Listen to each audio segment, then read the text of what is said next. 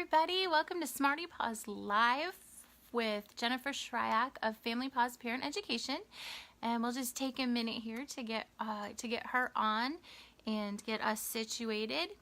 But this week is National Dog Bite Prevention Week, and I'm so excited to be able to have Jennifer as a guest with us.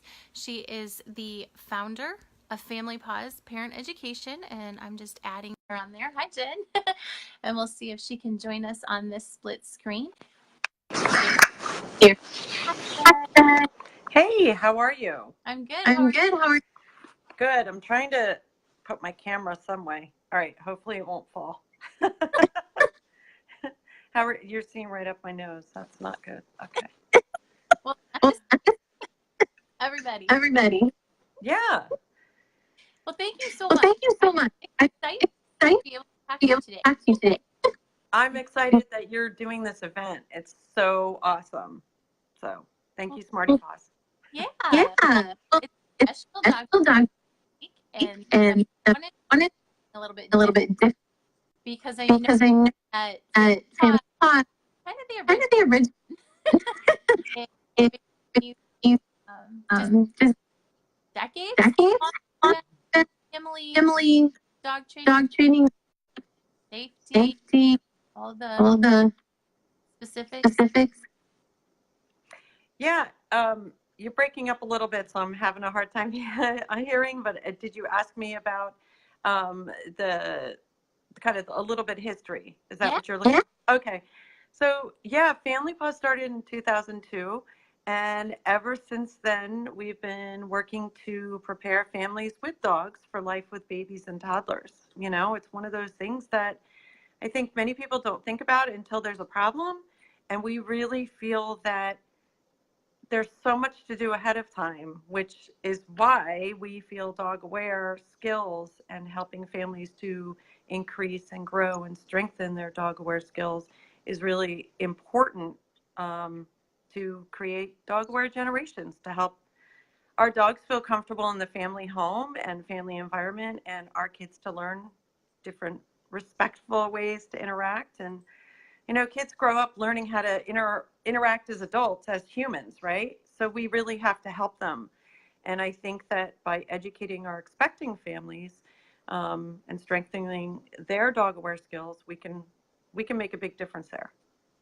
Okay. Well, so you're using dog terminology, and we've always dog bite prevention, and there's stuff flying, hook and block, all kinds of week, and dog aware, not new. You came up with that terminology.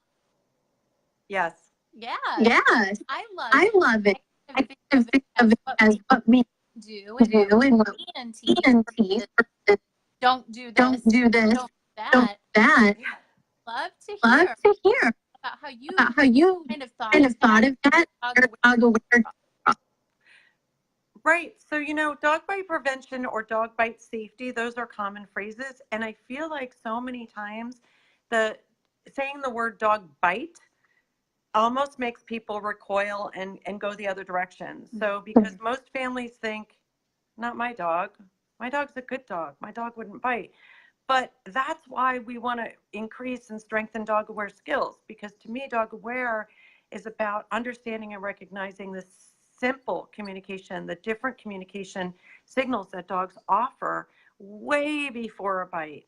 And so if we can start to really focus on that, on the dog aware skills, on becoming dog aware, then I think we can kind of shift that focus from dog bite education, dog bite, you know, prevention, to creating dog aware generations. And wouldn't it be better to be able to build skills than be kind of fixing after or even talking to people? I think, like I said, I want families to be excited about learning, and I think it's more exciting to learn how you can strengthen and build dog aware skills versus preventing a bite that a lot of people again recoil and go, no, that's not going to happen. It's almost too scary. Like for so many people, I think it's too scary to imagine and envision. Sure, we're about that too, But I want to find a different way to approach it, because I don't necessarily think dog bite prevention is hitting our families in the area as much as we would like it. I want it to be like proud to become dog aware parents, dog aware grandparents, dog aware professionals. And I really think that there's a lot of steps that are being missed building up to preventing a situation. So that's why I want a positive shift. I want it to be fun and education. Well, hi, Lauren. Hi, Lauren. Yes. Is there you mentioned what are the things involved in dog awareness? So the things involved in dog aware, in creating, like, increasing dog aware skills, is that what I hear you asking? It's what I would say is it's a matter of staying curious. You know, I think so many times we think we know our dogs, or we are dog savvy, and we grew up with a dog and therefore we know dogs. It's one of the things that, you know, babies grow, dogs age. We have to adjust at every stage. We have to continue staying curious. Our dogs are constantly communicating with us. And I think that we stop listening at some point and we start assuming. And that's kind of dangerous to me. You know, when we make, you know, I see it in the dog professional community as well as the general public. When we make sweeping statements of this dog is kid friendly. Really? Right. I'm not so sure. That means all kids? What does that mean? What does that mean? So we have to learn and respect that it's an individual circumstance, one moment at a time.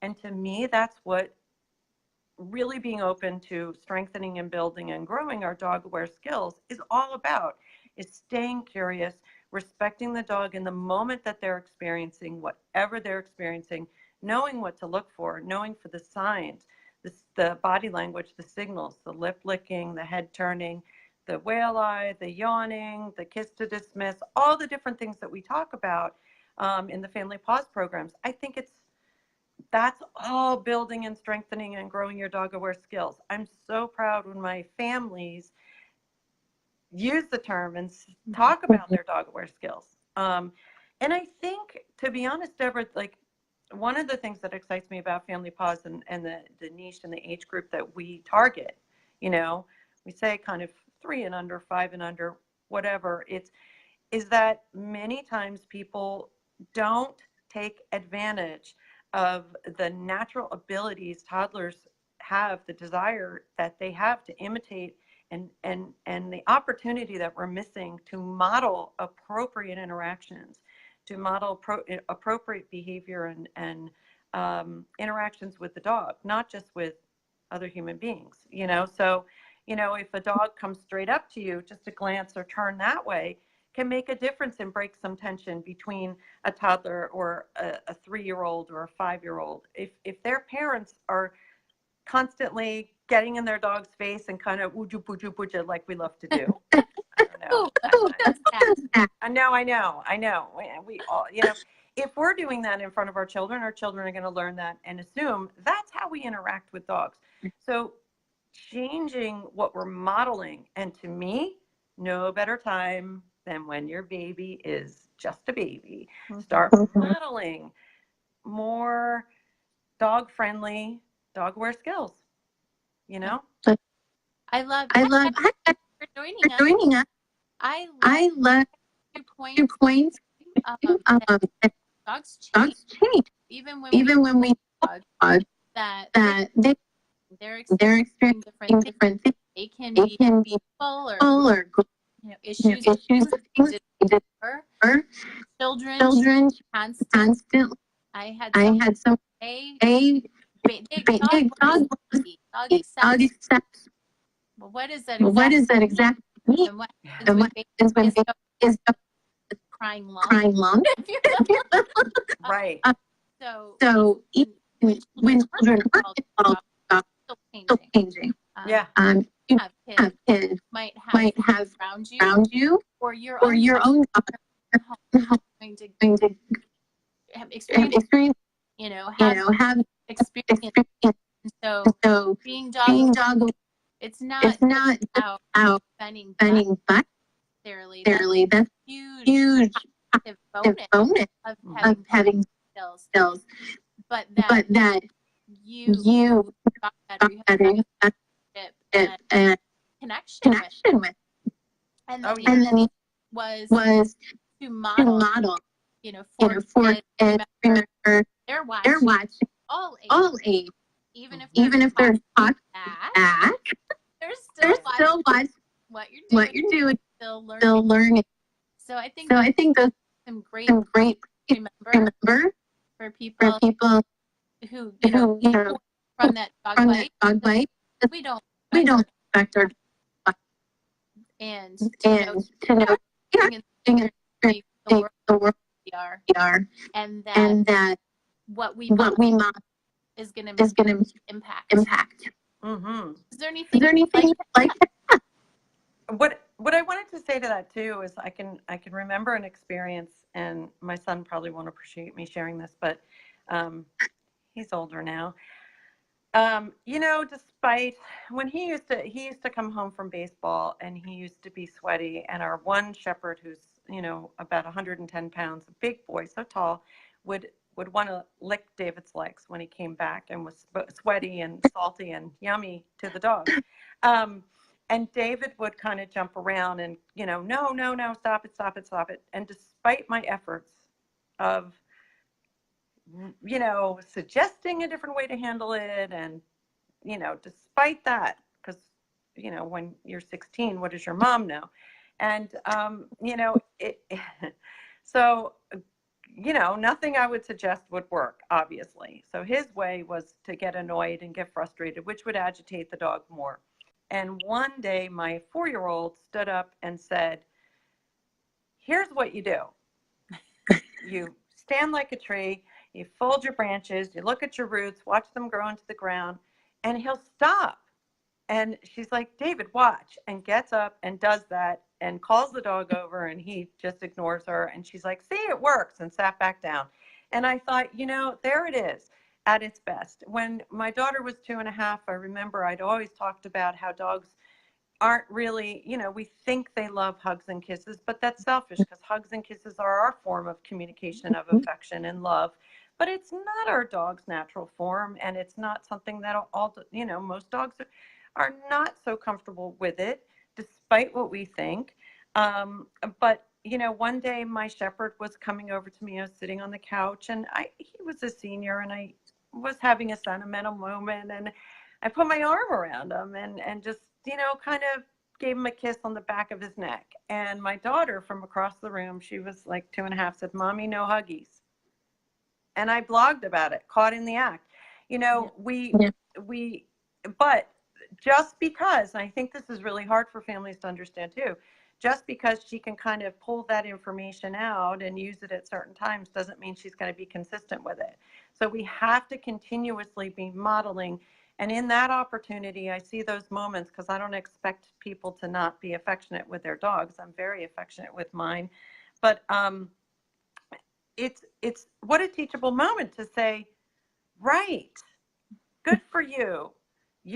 That's it. What would he enjoy more? And to see her actually come over and say, he likes it here, he likes to be pet there. That's the teachable moment. Those are the things that I think we need to be taking advantage of. And constantly in our world, because not only is it important for our family dog, but as you say, there are dogs all over the place. And if your child is learning great dog aware skills at home, that is so going to help them down the road with dogs, other dogs. Because one thing that is true, dogs consistently are trying to communicate with us.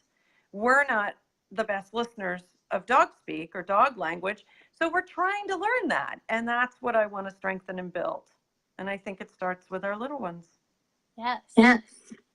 Well, Jen, thank you so much. I'm going to say my takeaways from this.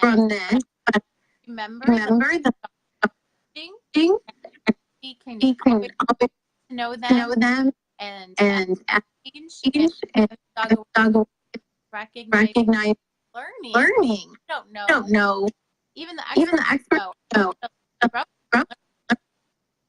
Observe different dogs and go, oh, they meant this, that, rather thought it. We take that whole picture. And can you tell me your follow put together the for how to notice, start paying attention. We pay attention. We're trying to grow skills. So our doggy detective, becoming a doggy detective. So one of the phrases that I really like and families understand, and it sticks with you, is ears, eyes, tail, muzzle. Gather the clues to solve the puzzle. And especially with little ones, to point, ears, eyes, tail, wag it, and muzzle. Gather all those clues to solve the puzzle. And it can really, I've been known to get a group of preschoolers chanting that. It's always fun and acting it out, but it really does stick, and it helps people to remember. And I think that's, it doesn't take one clue to solve the puzzle. It takes multiple. And being a dog detective, it's not just so. Look at the tail. It's doing its thing, whatever it's doing. It might be, doing high wag, low wag, medium wag, midway. But look at the mouth, look at the facial muscles, look at everything, and collect those clues to decide. Awesome. Fantastic. Thank you so much. And share about dog growing them. I know you can never obtain not a title. All grow. Yeah. And so we made all and create to know better. So thank you and have a great day. Thank you for having me. You're welcome. Be sure to join tomorrow 7 p.m. with Teresa about lifelong strengthen the nine bonds. Have a great day. You too. Bye.